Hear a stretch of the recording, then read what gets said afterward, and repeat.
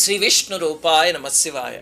కార్తీక పురాణంలో ఒక చిన్న కథ ఉంది, ఎంత రమణీయంగా ఉంటుందో. ఏమిటంటే, సరస్వతి నదీ తీరంలో ఒక శిథిలమైన శివాలయం ఉండేది. ఒకసారి అక్కడికి ఒక యోగి పుంగవుడు ఒక ఆయన వచ్చి, కార్తీక మాసంలో సాధన చేసుకుందామని ఆలయం అంతా ఊడ్చి శుభ్రం చేసి పక్క గ్రామానికి వెళ్ళి ప్రమిదలు, నెయ్యి, వత్తులు అన్నీ తెచ్చి 12 దీపాలు వెలిగించి సాధన ప్రారంభించాడు.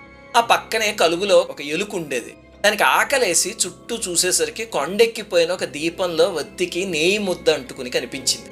ఆహా, తిందామని చెప్పి ఆ వత్తిని నోటితో కరుచుకుని తన కలుగులోకి పారిపోతూ ఉంటే ఆ పక్కనే వెలుగుతూ ఉన్న ఇంకొక దీపానికి ఈ వత్తి తగిలి అంటుకుంది. అంతే, కార్తీక మాసం, శివాలయం తన చేత్తో దీపాన్ని వెలిగించినట్టు అయింది ఆ ఎలుకకి.